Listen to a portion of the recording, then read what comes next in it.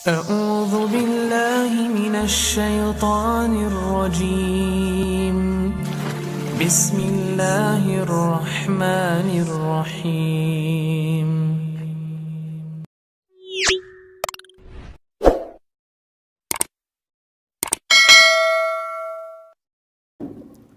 السلام عليكم ورحمة الله وبركاته.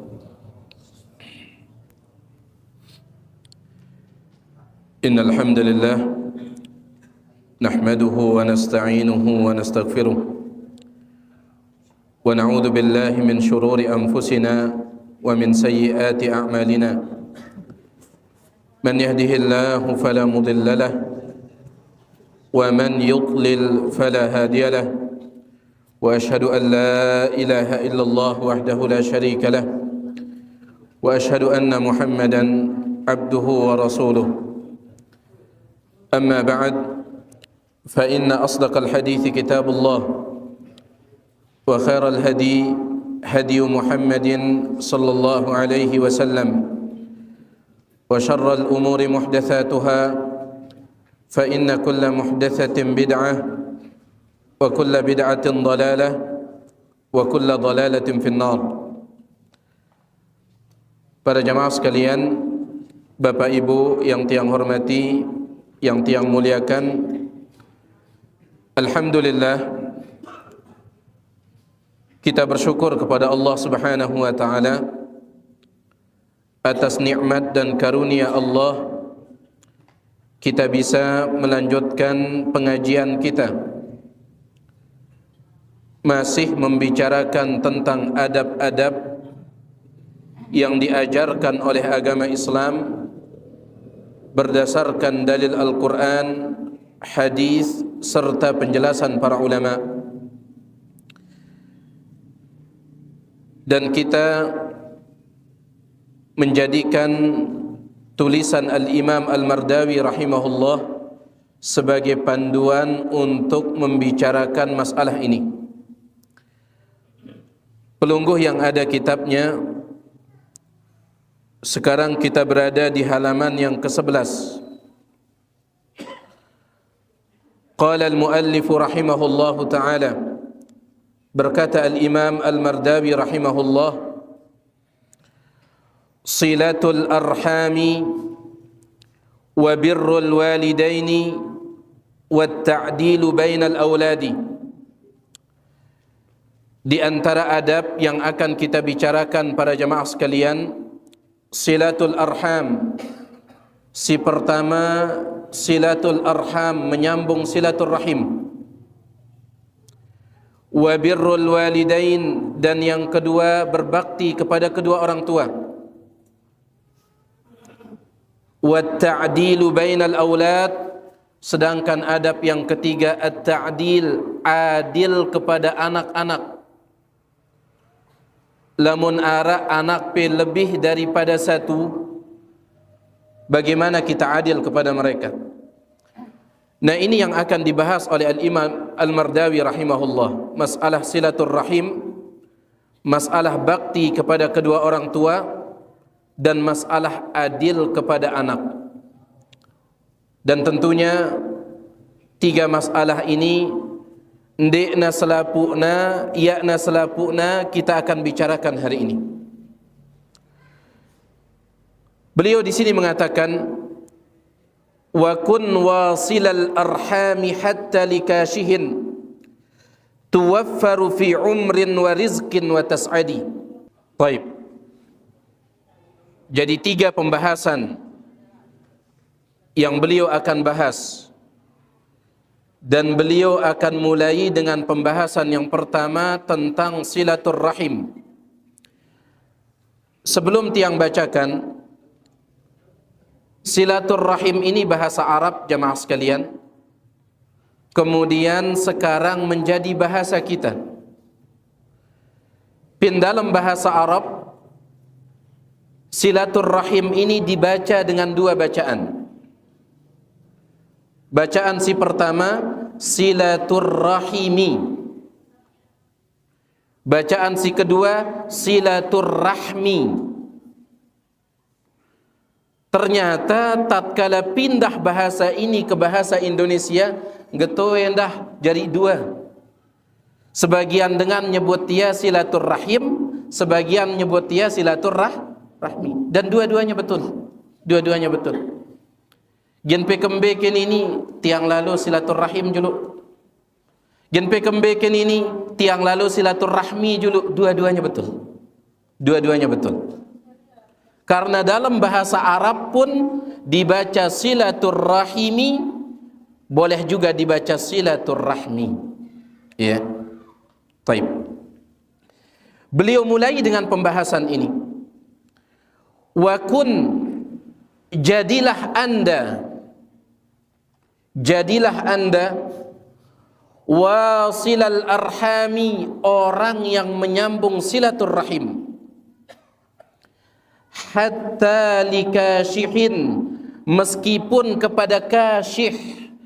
Kasyih itu jamaah sekalian, keluarga yang tidak suka kepada kita, itu kasyih. Tetap berusaha nyambung silaturrahim meskipun timpa keluarga ia ada demen timpa EP. Dan itu dia hakikat silaturrahim. Hakikat silaturrahim adalah ta tetap nyambung hubungan kanca keluarga, i berusaha mutus ya lekan itu silaturrahim. Adapun lamun da dateng gen tiang dateng, lamun da sambung timpa tiang gen tiang sambung, ini bukan silaturrahim. Ini namanya balas jasa.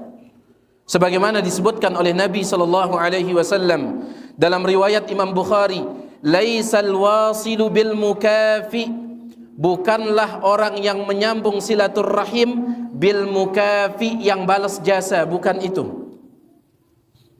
Ya, lamun tamasi rukat ngena, lamun da datang timpa balin tiang, batiang datang timpa balin dah. Lamun da sambung hubungan kanca tiang, batiang sambung hubungan kanca ida, ya ta nyambung masih berarti kita belum menyambung silaturrahim, kita masih membalas jasa. Siapa yang mengatakan seperti itu? Nabi Muhammad sallallahu alaihi wasallam. Laisal wasilu bil mukafi, bukanlah orang yang menyambung silaturrahim bil mukafi, orang yang membalas jasa, bukan. Lalu siapa yang menyambung silaturrahim?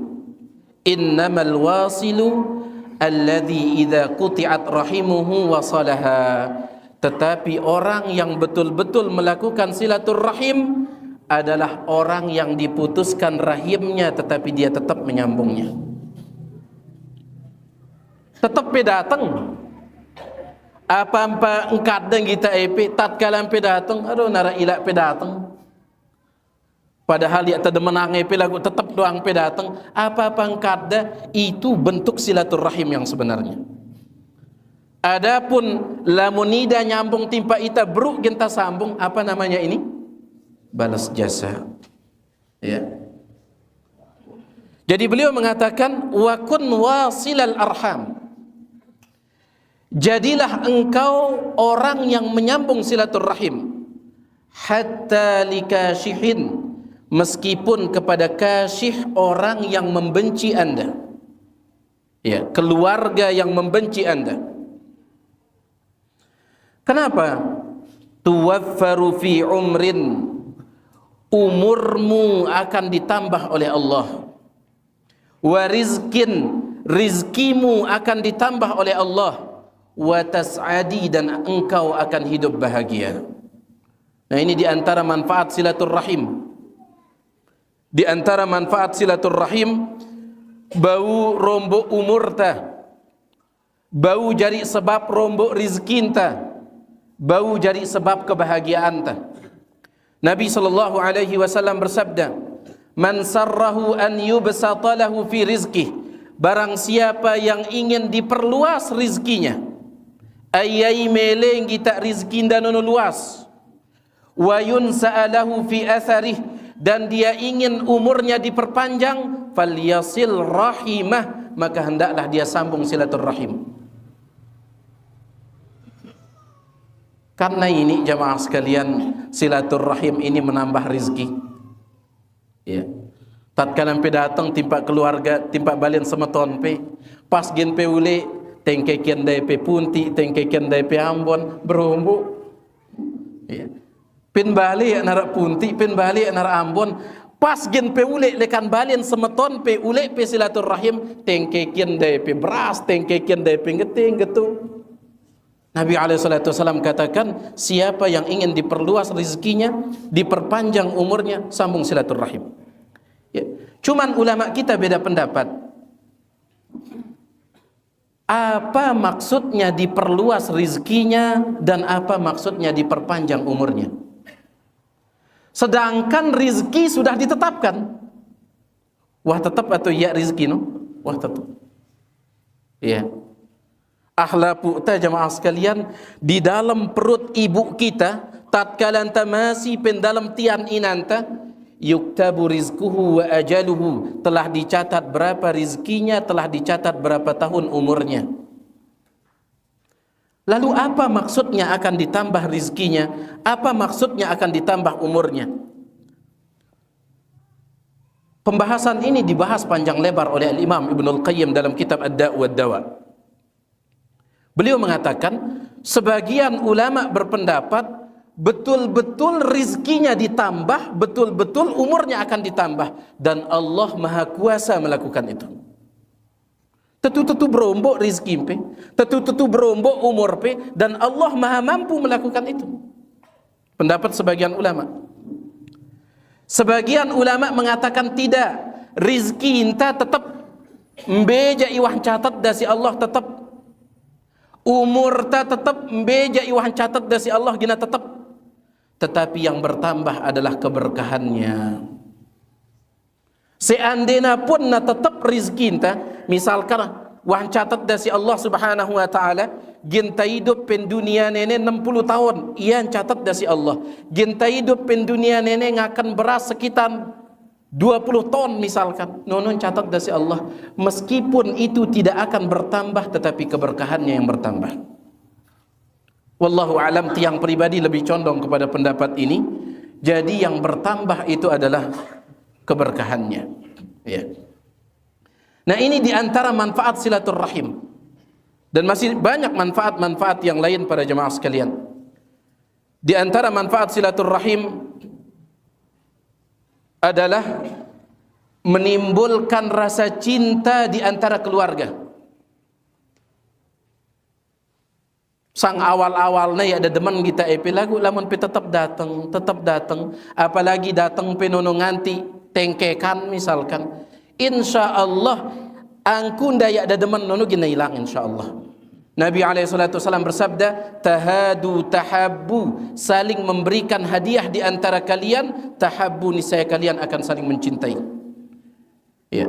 Jadi silaturahim ini membuat kita saling mencintai. Nabi SAW menyebutkan, ta'allamu min ansabikum ma tasiluna arhamikum atau arhamakum.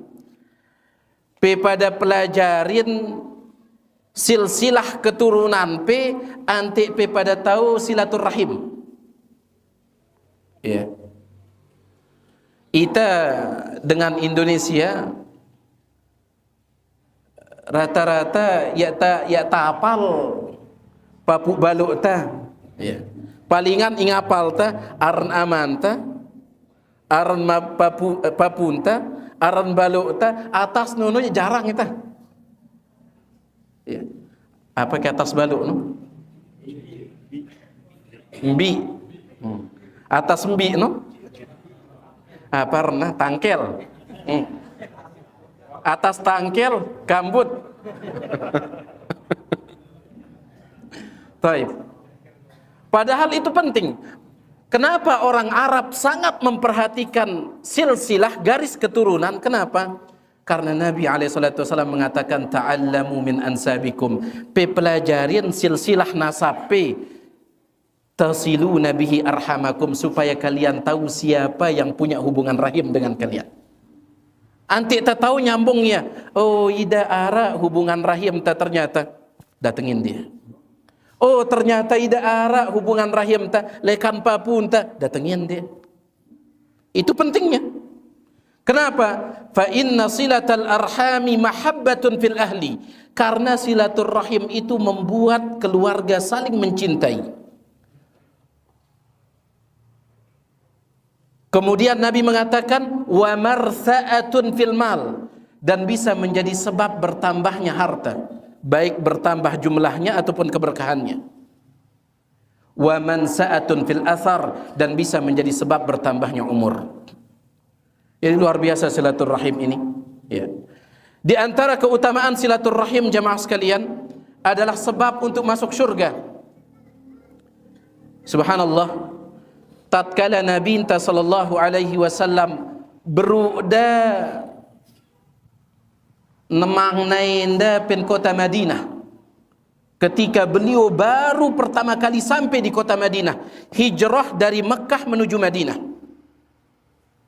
Tatkala beliau pertama kali sampai di kota Madinah, maka Nabi SAW menyampaikan nasihat kepada para sahabat.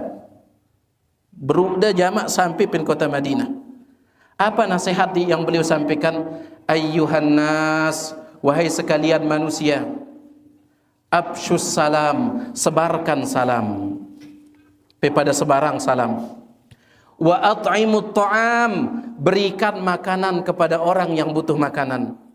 Wasilul arham, sambung silaturrahim. Wasallu bil laili wan nasu niyam, pada salat tahajud tatkala manusia sedang tidur, tadkhulul jannata bisalam, kalian akan masuk surga dengan selamat. Ini hadis pertama yang disampaikan oleh Nabi SAW di kota Madinah. Hadis pertama. Sebelum beliau menyampaikan hadis-hadis yang lain, hadis pertama isampaian adalah tentang masalah adab ini, pada sebarang salam. Kemudian berusaha menang batur, ibu butuh makanan, berikan dia makanan. Kemudian yang ketiga, wasilul arham, sambung silaturrahim. Adapun yang keempat, pada berusaha salat tahajud tatkala manusia sedang tidur, tadkhulul jannata bisalam, kalian akan masuk surga dengan selamat. Ya. Dan masih banyak lagi keutamaan silaturrahim ini. Jadi beliau di sini mengatakan tuwaffaru fi umrin, umur Anda akan ditambah, wa rizkin, rizki Anda akan ditambah, wa tas'adi, dan insyaallah Anda akan bahagia. Cuman masalahnya jamaah sekalian, siapa yang wajib untuk kita sambung silaturrahimnya? Mbeke keluarga wajib tersambung silaturrahim kepada mereka. Ada 3 pendapat di kalangan para ulama. Teluluwe pendapat ulama tentang siapa keluarga yang wajib kita sambung silaturahim. Pendapat yang pertama, jami'ul aqarib, semua keluarga. Yang penting nara hubungan keluarga ampe wajib disambung silaturahim. Ini pendapat pertama, dan ini pendapat dalam madhab Syafi'i. Madhab Syafi'i mengatakan yang penting nara hubungan keluarga ampe, hubungan rapat ataupun jauh, yang penting nara hubungan keluarga ampe wajib penyambung silaturahim dengan dia. Pendapat yang pertama. Pendapat yang kedua, keluarga yang wajib kita sambung silaturahimnya adalah keluarga yang ada hubungan saling mewarisi. Ya. Lamun keluarga ya tabau saling warisin kan caidah, maka tidak wajib menyambung hubungan silaturahim dengannya. Pendapat yang kedua. Keluarga yang wajib disambung hanya keluarga yang kita bisa saling mewarisi dengan dia. Lamun tamate mau ida warisanta, lamun ida mate mau ita warisanda. Itu yang wajib kita sambung, kata sebagian ulama. Pendapat yang ketiga, keluarga yang wajib disambung silaturahimnya keluarga yang ada hubungan mahram dengan kita. Karena ya na ahlapu, ndek na ahlapu, keluarga anta nono jadi mahram ta. Ya. Pisah ta keluarga anta gitu ya. Keluarga. Lagu mahram ta tu ya. Iya.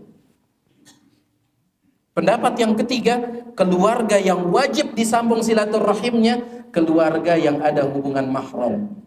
Jadi ada telu pendapat. Ada yang mengatakan selapu keluarga empe, hubungan empe kan caida rapat ataupun jauh, yang penting keluarga wajib sambung. Pendapat yang kedua, keluarga yang punya hubungan saling mewarisi. Lamun ita mati mau ida warisan ta, lamun ida mati mau ita warisan dah. Ini yang wajib. Pendapat yang ketiga, keluarga yang ada hubungan apa? Mahram. Dari tiga pendapat ini yang dikuatkan oleh Syekh Dr. Abdullah bin Shalih Al-Fauzan, keluarga yang wajib disambung silaturahimnya adalah keluarga yang ada hubungan mahram. Itu yang wajib. Adapun keluarga yang tidak ada hubungan mahram tidak wajib tetapi sunnah. Tidak wajib tetapi sunnah. Sunnah hukumna penyambung silaturahim kanca pisah sunnah. Lagu iya na wajib. Ya. Kenapa? Karena pisah nono mahram atau tidak? Tidak.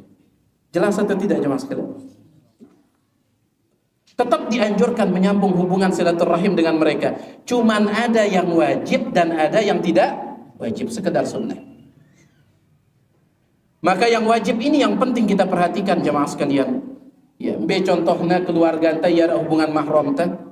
Contohnya misalkan semeton ta, semeton kandung ta, atau semeton sai ama, sai ina. Ya. Kemudian bibi ta semeton lekan inanta atau semeton lekan amanta, pamanta semeton lekan inanta, semeton lekan amanta, dan seterusnya. Intinya yang ada hubungan mahram itu yang wajib untuk disambung. Yang tidak punya hubungan mahram sekedar sunnah. Selanjutnya beliau mengatakan, wala taqta'il arhama inna qati'atan lidhi rahimin kubra minallahi tub'adi. Wala taqta'il arham, jangan anda memutuskan hubungan rahim. Dende ya peputusan silaturahim no. Kenapa? Inna qati'atan, sesungguhnya memutus lidhi rahimin, hubungan rahim, kubra, itu dosa besar. Minallahi tub'adi, anda akan tub'adi, dijauhkan dari Allah subhanahu wa ta'ala, jauh dari rahmat Allah. Jemaah sekalian, di nara ya nara ceritana dengan mutus silaturahim kemudian hidup bahagia, tidak ada. Tidak ada. Sama seperti orang yang durhaka. Belum ada ceritanya anak durhaka hidup bahagia. Meskipun hartanya numpuk, mobilnya banyak, rumahnya megah, sawahnya luas, kalau dia durhaka kepada orang tuanya tidak akan hidup bahagia. Kenapa? Nabi SAW menyebutkan ridallah fi ridal walid wa sakhatullah fi sakhatil walid. Keridhaan Allah bergantung keridhaan orang tua, marahnya Allah bergantung kemarahan orang tua. Bagaimana mungkin orang yang durhaka akan hidup bahagia sedangkan dia tidak lepas dari kemarahan Allah Subhanahu wa taala? Mana mungkin dia akan bahagia? Ya. Begitu pula dengan orang yang memutus silaturahim. Seandainya pun hartanya banyak lagu nenek, kering kerontang, guru, tidak ada rasa bahagia sedikit. Jauh dari rahmat Allah Subhanahu wa taala. Ya.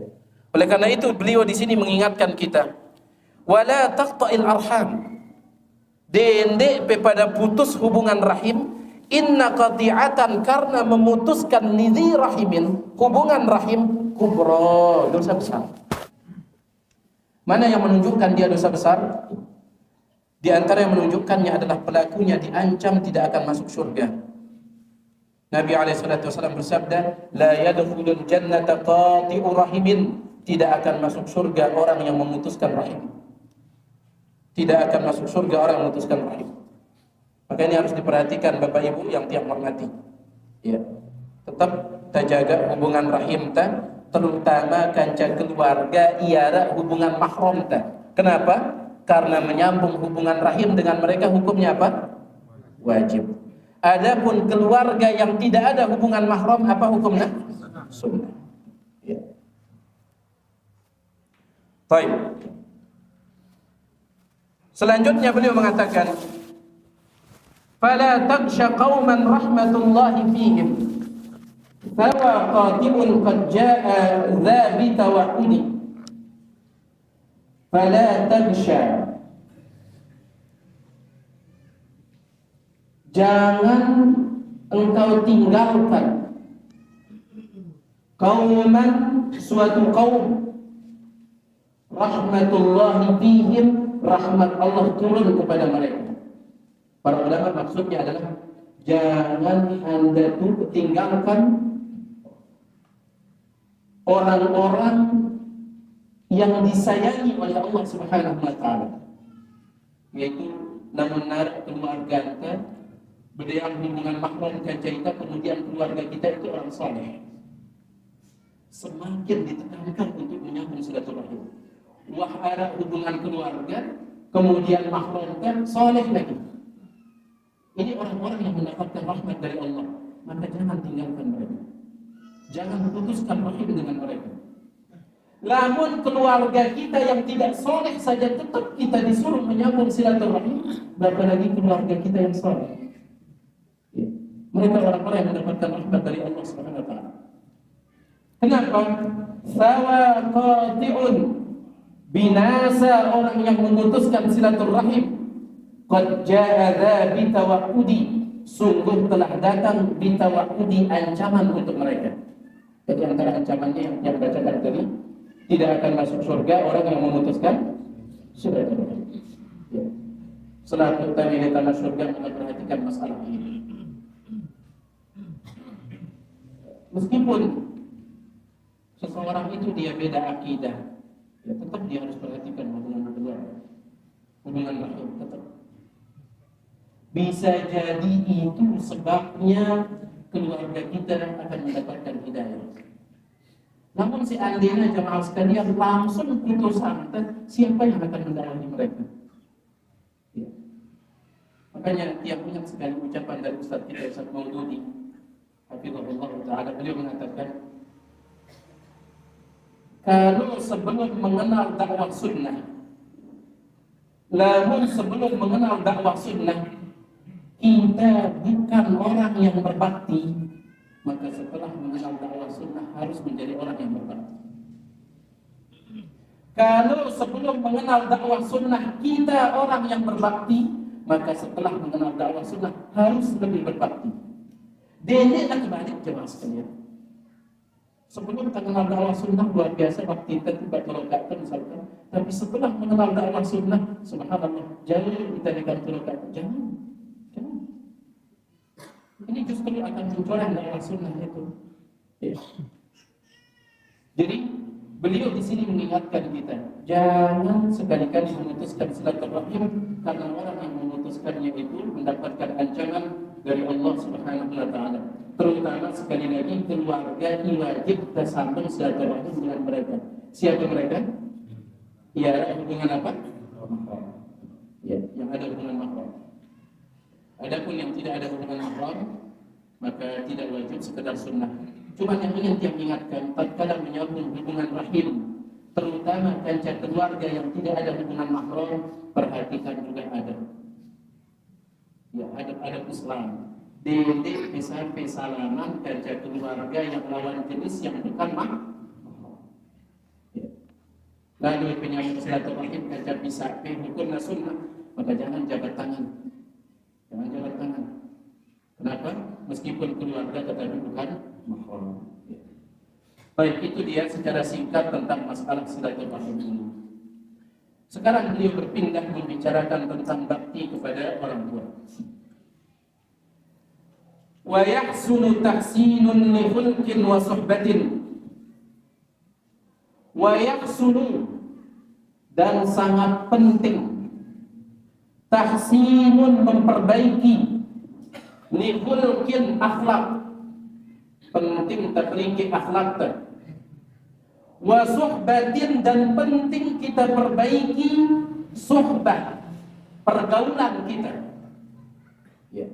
Nah bagus akhlaknya, bagus pergaulan kita tiba dengan wala siyama, terutama lil walidil mutaakkidi, terutama kepada kedua orang tua. Nah, ini dia manusia yang paling berhak mendapatkan perlakuan baik kita orang tua. Nabi sallallahu alaihi wasallam menyebutkan ketika ditanya, "Ya Rasulullah, man ahaqqun nasi bi husni sahabati?" Ya Rasulullah, aiki manusia yang paling berhak untuk mendapatkan kebaikan saya. Aiki manusia yang paling berhak mau bagus pe. Ya. Kata Nabi alaihi wasallam, ibumu. Orang itu bertanya, siapa lagi wahai Rasulullah? Ibumu. Siapa lagi wahai Rasulullah? Ibumu. Siapa lagi wahai Rasulullah? Thumma abuk, kemudian bapak. Ini manusia yang paling berhak, terutama ibu. Nabi SAW menyebutkan ibu 3 kali. Ulama kita menjelaskan karena ibu memiliki 3 tugas yang tidak bisa dikerjakan oleh bapak. Kumbena ampun ibu ta'inan 3 kali lipat haknya daripada bapak, karena sekali lagi ibu itu memiliki 3 tugas yang tidak bisa dikerjakan oleh siapa? Tugas yang pertama mengandung, betian. Ya. Para ibu-ibu betian 9 bulan 10 hari, ada lebih daripada itu, ada kurang daripada itu. Berat atau tidak betian ini? Luar biasa. Baik. Semoga saya nyoba ya. Membicara itu petalin nang karena betian. Petin tu penorwe sehingga pula jadi dia siwa ulang begitu. Kita akan lihat bagaimana luar biasa pengorbanan seorang ibu. Ya. Belum lagi tatkala betiannya, Syekh Abdurrahman bin Nasir As-Sa'di beliau mengatakan, di antara yang membuat wanita kesulitan tatkala mengandung betian bukan sekedar membawa perutnya yang besar, bukan. Lalu di antara yang memberatkannya adalah ngidamnya. Ibu-ibu berat ke ngidamnya. Berat.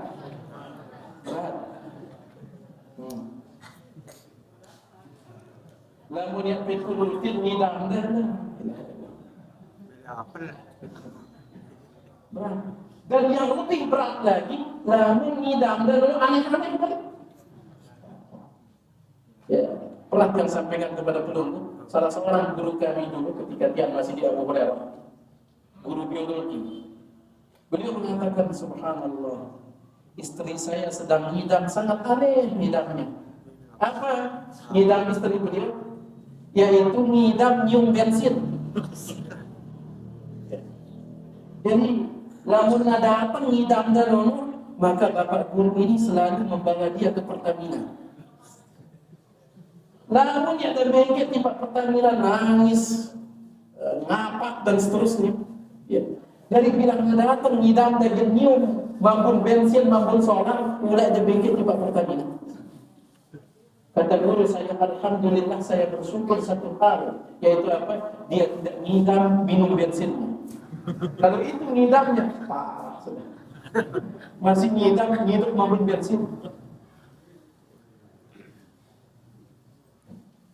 Subhanallah.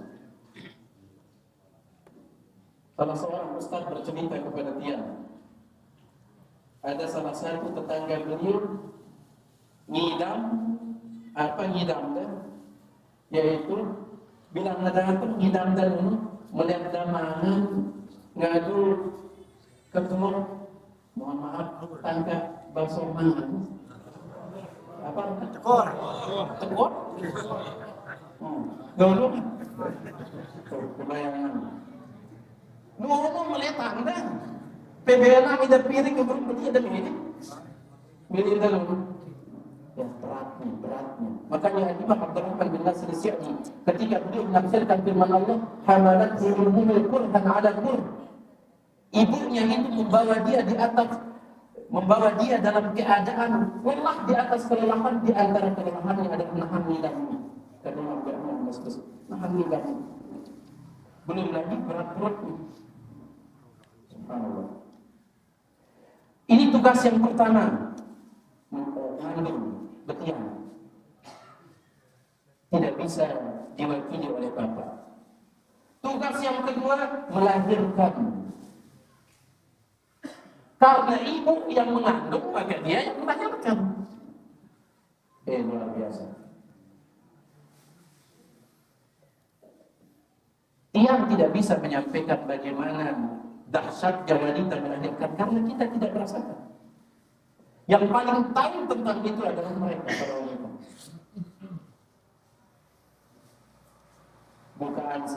Bukaan dulu. Subhanallah. Abdullah bin Umar, dia pernah melihat seorang laki-laki tawaf sambil menggendong ibunya. Bukan menggendong, nyengge. Nongkak. Tawaf sambil nongkak inanda. Ternyata dia nongkak ibunya bukan hanya tatkala tawaf. Dia nongkak ibunya itu dari negaranya yang ada di Yaman. Lekak naik lekan Yaman sampai Mekah sambil nyengge, sambil nongkak inanda. Subhanallah, begitu. Mek duduk Ustaz. Berdiri.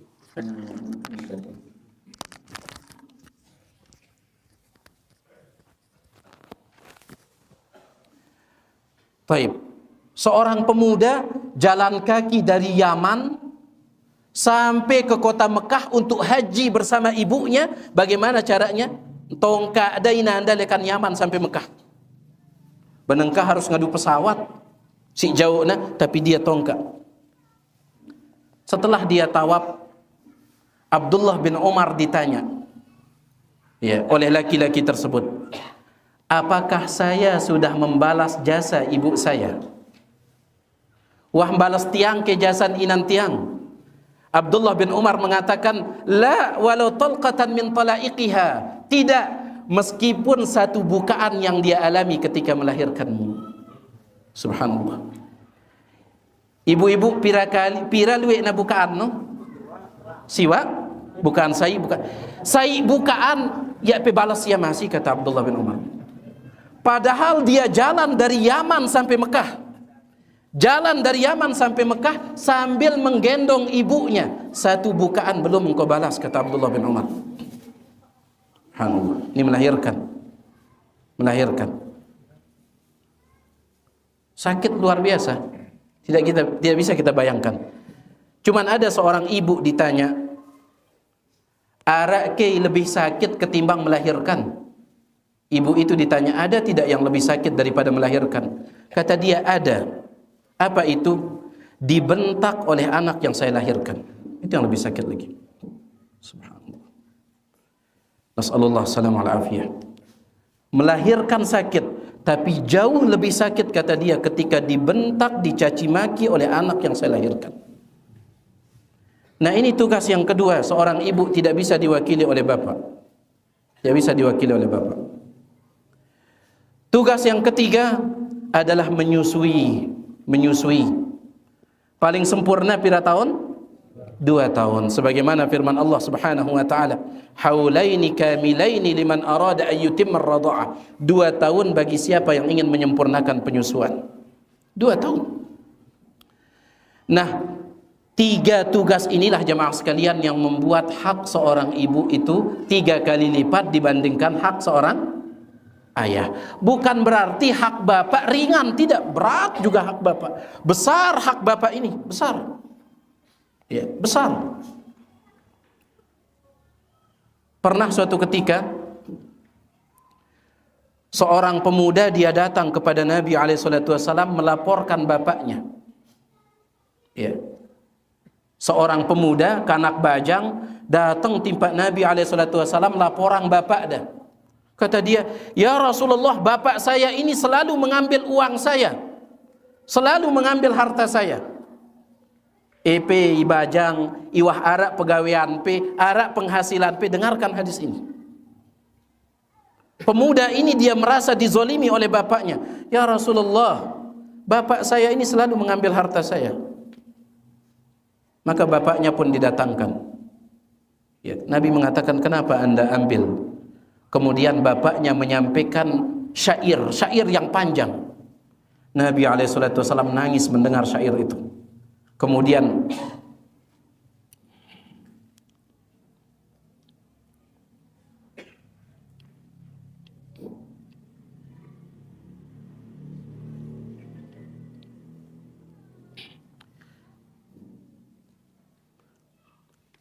Nabi alaihi salatu wasalam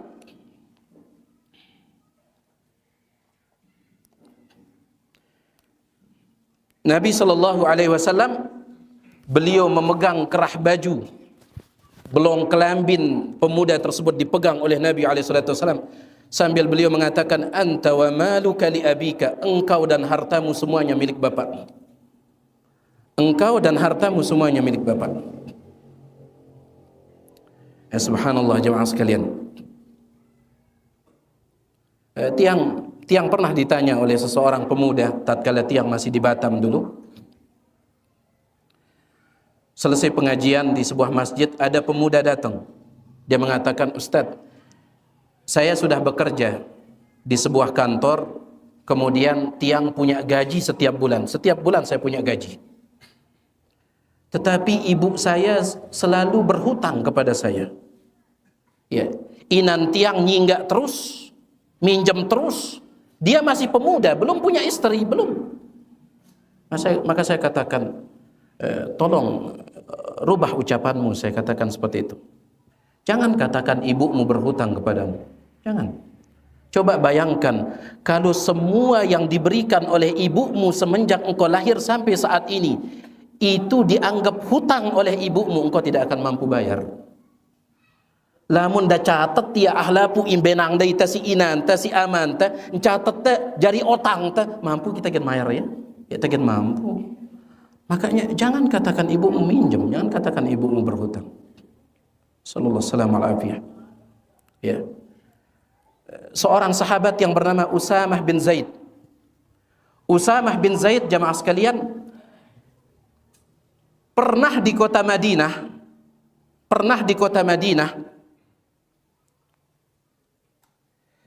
Satu pohon kurma harganya 10.000 dirham. Mahal. 10.000 dirham. Sai lulun kurma 10.000 dirham. Mahal ini. Dan Usamah bin Zaid, dia hanya punya satu pohon kurma. Satu dia punya. Maka tiba-tiba dia menebang pohon kurmanya itu. Rebang dah. Lulun kurma dah. Orang-orang pun bertanya, kayaknya sudah gila Usamah bin Zaid. Kenapa ditebang pohon kurmanya? Kenapa tidak dijual? Padahal sai lolon kurma harganya 10.000 dirham. Kenapa dia ini? Dia pun ditanya, wahai Usamah, kenapa engkau tebang? Kenapa tidak jual? Dia mengatakan, ibu saya ingin memakan jantung batang kurma itu. Jadi mara angkun lolon punti no bedeang ares. Bedeang apa? Apa pernah? Pudak. Mara angkun lolon punti no bedeang pudak, getu indah lolon kurma nuara pudak nah. Baungkaken. Kata dia, ibu saya ingin makan pudak kurma dan saya akan memberikan apapun yang diminta oleh ibu saya selama saya mampu. Ini baktinya para sahabat. Saya akan berikan apapun yang diminta oleh ibu saya selama saya mampu. Ya. Jadi hak orang tua ini luar biasa. Kenapa hak orang tua ini besar? Itu pertanyaannya.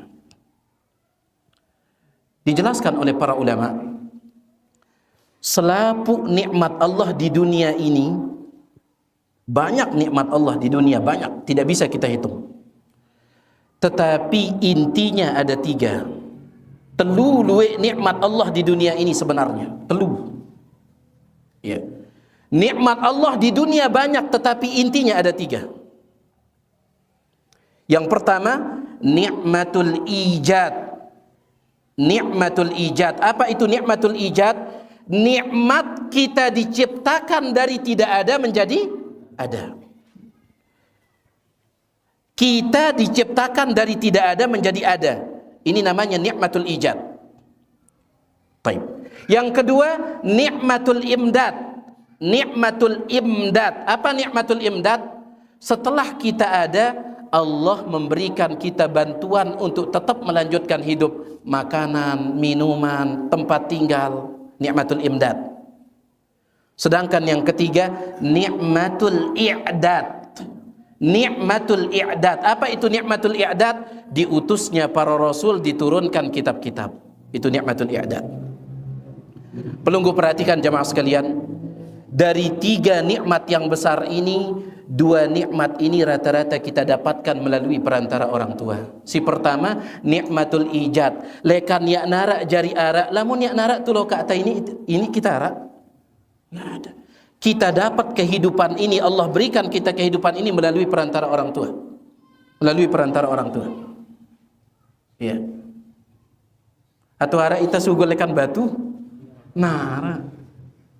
Semua kita melalui perantara orang tua. Dan itu nikmatul ijad. Kalau bukan karena melalui perantara mereka, kita tidak akan, tiang tidak akan ada, pelungguh tidak akan ada kalau bukan karena orang tua kita. Dan ini nikmat besar, nikmatul ijad ini nikmat besar. Makanya Allah katakan, anishkurli wali walidaik, kalian bersyukur kepadaku dan bersyukur kepada kedua orang tua. Allah imenang kita hidup lagu melalui perantara siapa? Orang tua. Makanya ulama mengatakan, apabila ada orang membunuh, maka si pembunuh dihukum apa? Dihukum bunuh. Lamun narak dengan nyemati pendalam Islam, siapa yang membunuh, maka si pembunuh akan dibunuh, hukum qisas. Kecuali orang tua yang membunuh anaknya tidak dihukum qisas. Dia berdosa, tetapi tidak dihukum qisas. Kenapa? Kita mendapatkan kehidupan melalui perantara orang tua. Maka apabila orang tua menjadi perantara, kita kehilangan kehidupan, maka mereka tidak dihukum. Kita mau nikmat hidup melalui perantara orang tua. Kalau dia membunuh kita, berarti dia menjadi perantara menghilangkan nikmat itu juga. Maka tidak dihukum qisas, kata ulama. Tidak dihukum qisas. Subhanallah. Berdosa, ya berdosa. Bukan berarti yang mengatakan bau pesemati anak pe, tidak. Dosa besar. Wala taqtulu auladakum. Jangan bunuh anak kalian, tetapi dalam hukum Islam orang tua yang membunuh anaknya tidak dikisas. Karena dia sebab anak dapat nikmat hidup, kemudian dia sebab anak kehilangan nikmat itu. Tidak dihukum qisas. Jelas nih jemaah sekalian? Nah ini nikmatul ijad, orang tua yang menjadi perantara. Yang kedua nikmatul imdad. Nikmatul imdad mangan ngenem tempat tinggal. Rata-rata kita sebelum nara kemampuan ta untuk metaya mangan ngenem no, rata-rata kita nebeng pentulo kata. Rata-rata kita nebeng. Ya. Ya nara ita sugol lekantian inanta langsung munggu tambahnya nara. Semua kita nebeng sampai umur sekian tahun terus nebeng. Bahkan kita mengetahui ada orang sampai menikah pun masih dibiayai oleh orang tuanya. Si angkun sayang tuh loh kak. Tak jadi apa-apa jamaah sekalian, kita tetap anak orang tua kita. Tak jadi ustadz, tetap bagi mereka kita anaknya. Tak jadi presiden, tetap bagi orang tua kita anaknya, dan seterusnya. Nah ini dia yang membuat hak orang tua itu sangat besar. Ya, sangat besar sekali. Ini diperhatikan. Dan yang ingin sampaikan, ahli tauhid, Ustadz kita Ustadz Yazid beliau pernah mengatakan, ahli tauhid adalah ahli berbakti. Perlu perhatikan ini. Selapu tak bertauhid, maka berusaha selapu tak jadi orang yang berbakti. Kenapa? Ahli tauhid harus menjadi ahli yang paling berbakti. Kenapa? Karena Allah menggandengkan tauhid dengan bakti dalam Al-Quran. Wa qada rabbuka alla ta'budu illa iyyah. Allah menetapkan jangan kalian beribadah kecuali hanya kepada Allah. Petauhidang Allah Subhanahu wa taala. Wa bil walidaini ihsana, dan berbakti kepada kedua orang tua. Allah gandengkan tauhid dengan bakti, maka orang yang paling bertauhid harus menjadi orang yang paling berbakti. Keliru ita jamaah sekalian, lamun ta sekedar merikik tauhid ta lagu jauh lekan tuloka ta, keliru. Meskipun orang tua kita masih beda akidahnya, cari mereka. Jasa mereka sangat besar. Taib, ini dia kata beliau, wala siyama lil walidil mutaakkid, terutama perlakuan baik kepada orang tua. Al-Imam Ibnul Jauzi di dalam kitab beliau Birrul Walidain, berbakti kepada kedua orang tua, beliau membawakan sebuah riwayat. Subhanallah, riwayat ini luar biasa. Suatu ketika Umar ibnul Khattab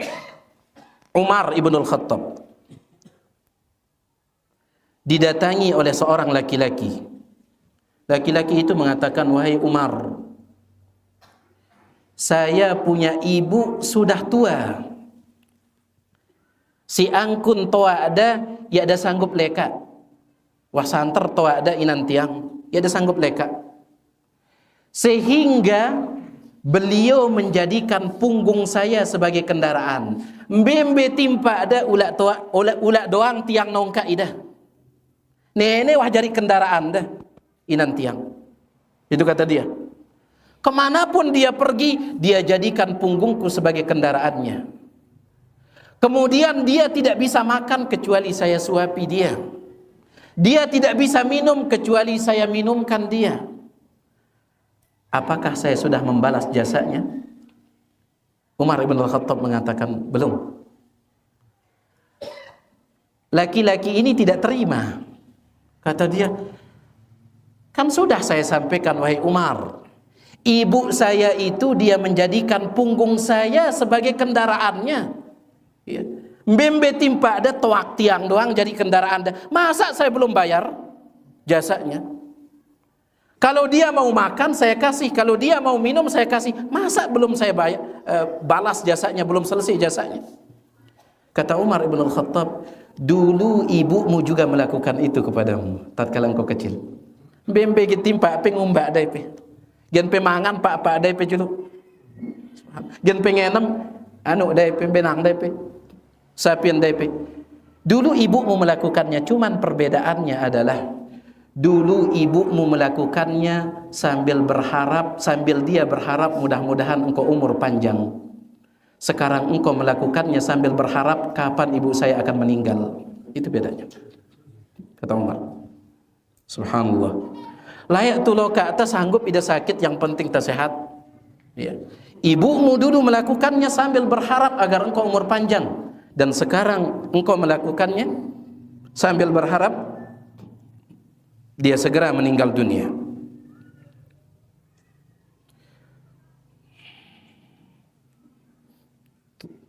Baik.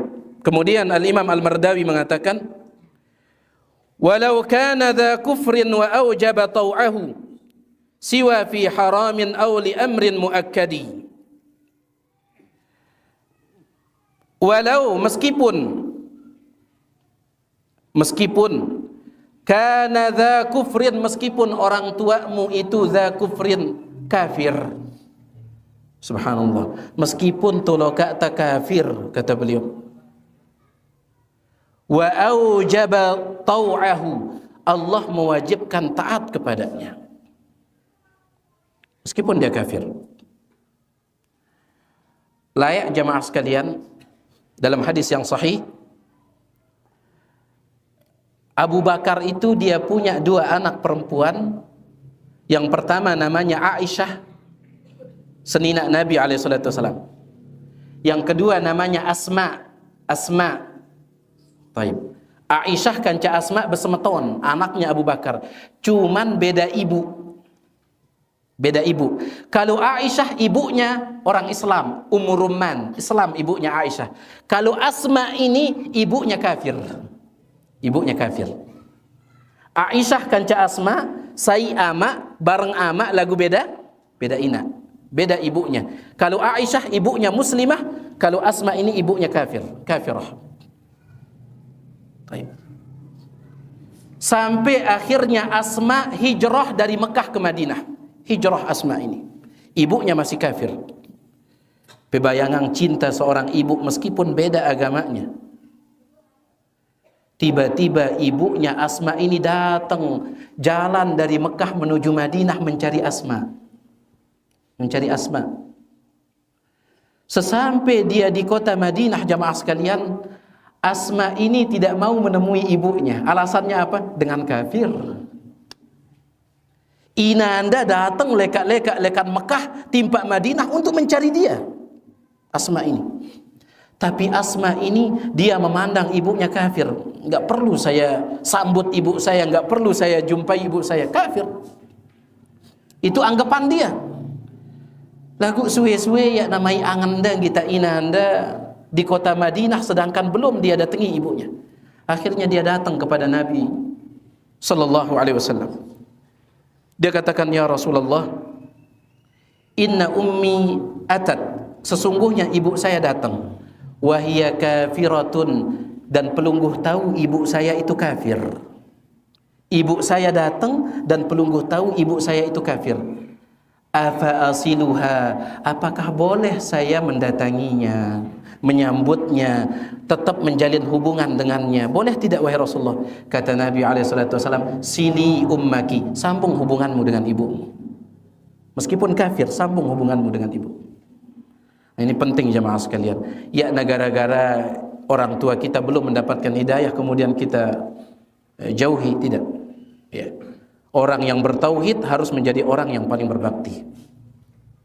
Jadi meskipun kafir, wajib ditaati dengan syarat siwa fi haramin, dengan syarat orang tua tidak menyuruh melakukan perbuatan haram. Siwa haramin, selain dalam perbuatan haram, wajib ditaati. Namun tulo kata nyuruh kita gawe syirik, taat atau ya? Itu taat. Ya.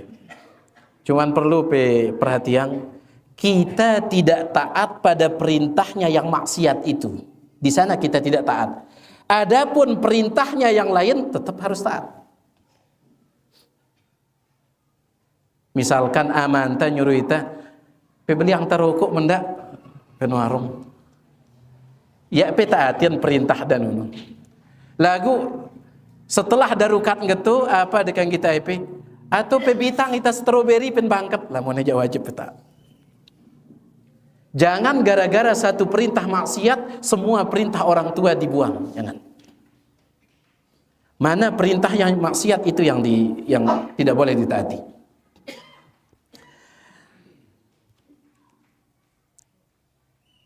Tatkala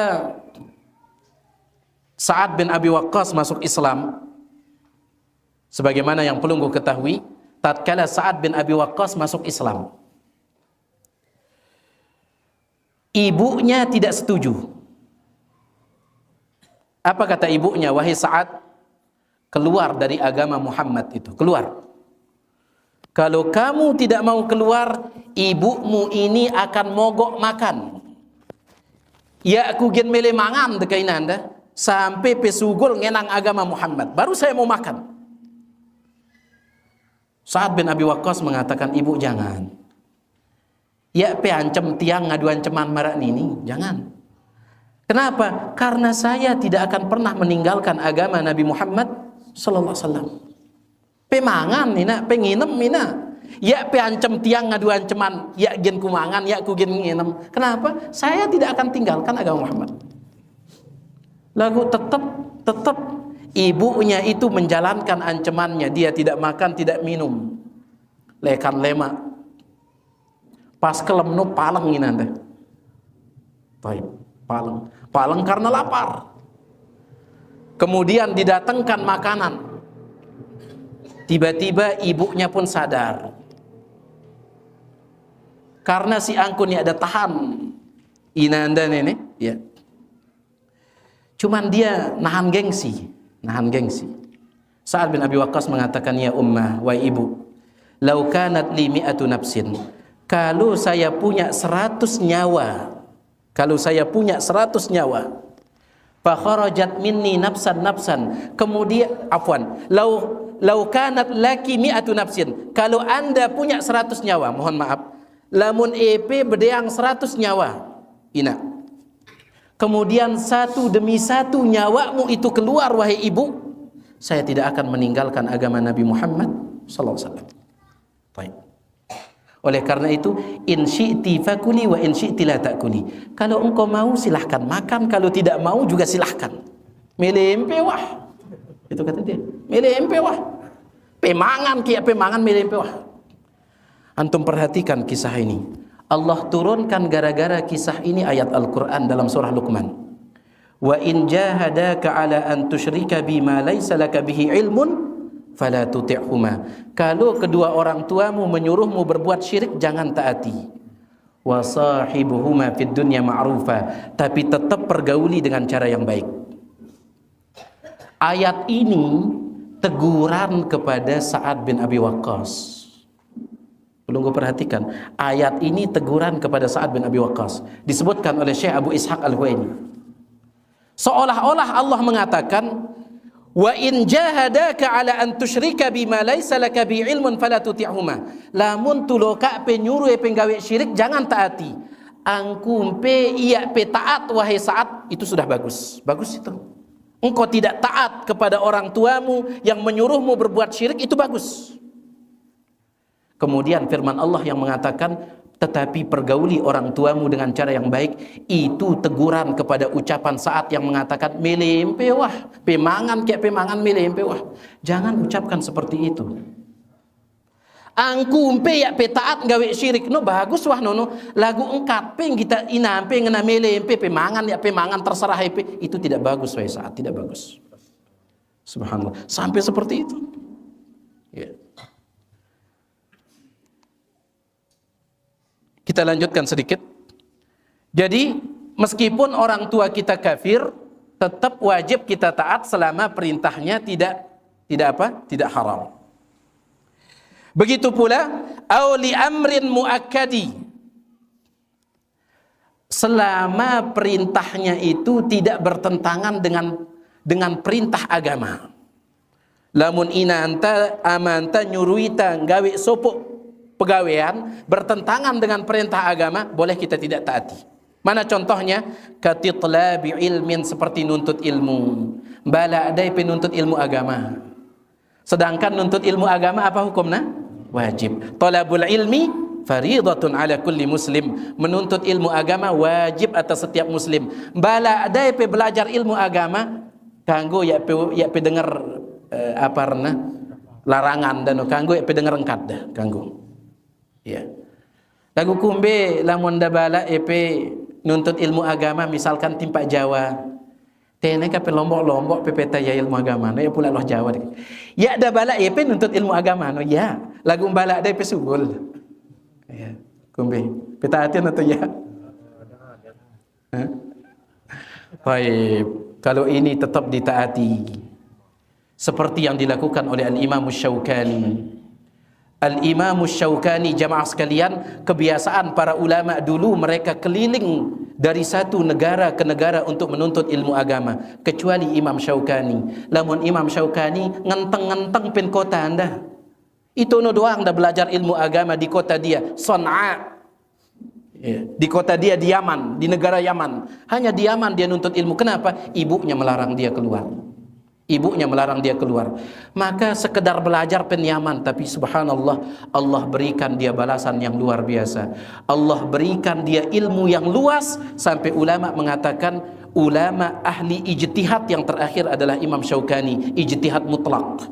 Yang dimaksud dengan mujtahid mutlak, ulama yang menguasai seluruh ilmu. Yang terakhir adalah Imam Syaukani, kata para ulama. Gara-gara baktinya kepada ibunya, Allah berikan dia ini. Ya. Jadi lamun dabala penuntut ilmu agama beru kanggo ya pe dengar kada. Lagu lamun dabala sugul pe tetapah belajar ilmu agama no lagu itene-tene. Ya pe jauh lalu. Nenek jak perlu pe pertimbangan jemaah sekalian. Perlu pe pertimbangan. Jelas ini? Sedikit lagi. La yadurruhu ma bihi. Begitu pula boleh tidak taat wa tatliqi zaujatin bi ra'yin mujarradi. Kalau orang tua menyuruh tatliki zaujatin, menyuruh anaknya mentalak istrinya. Ya. Epe jari mertua besuruh timpa anak pe jerang ya kah? Baik. Bagaimana dengan sang anak? Apakah dia harus dengarkan? Boleh dia taati? Ada satu hadis sahih. Hadis sahih. Umar ibnul Khattab, dia punya anak namanya Abdullah bin Umar. Abdullah bin Umar. Abdullah bin Umar ini punya istri. Berarti menantu lekan Umar bin Khattab. Apa kata Abdullah bin Umar? Wa ana uhibbuha. Saya sangat mencintai istri saya. Santer si tiang cinta timpak senina tiang, kata Abdullah bin Umar. tetapi Umar bapak saya menyuruh saya menceraikannya. Subhanallah. Bapak tiang Umar mengatakan, Abdullah, ceraikan istrimu. Padahal saya sangat cinta kepada istri saya. Akhirnya saya pun ngelapor timpa Nabi SAW. Ya Rasulullah, saya punya istri, saya cinta, tapi bapak tiang Umar bin Khattab nyuruh tiang menceraikannya. Bagaimana ini ya Rasulullah? Kata Nabi SAW, Tallik imra'ataka wa ati' abaka. Ceraikan istrimu dan taati bapakmu. Aku ambil tadahnya hadis ini.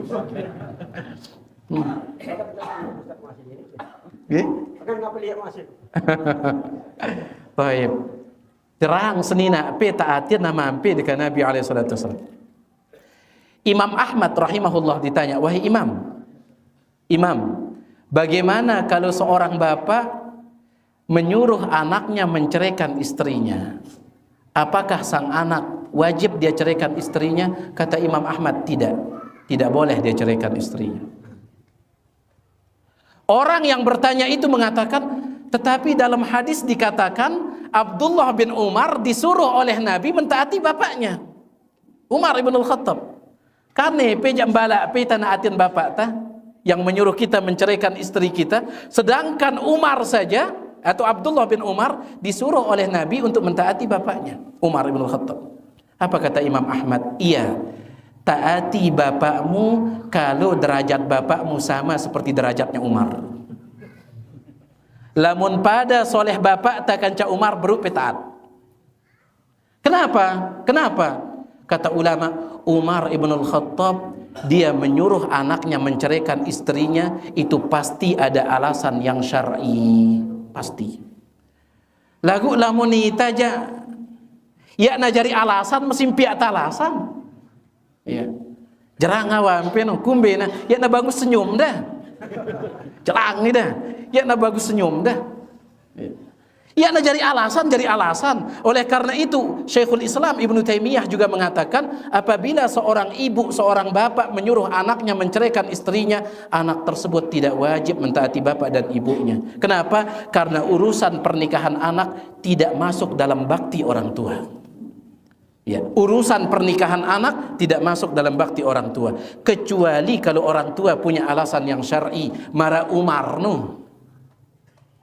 Ya, namun Umar dia orang bertakwa ini, dia tahu alasan yang benar. Ya.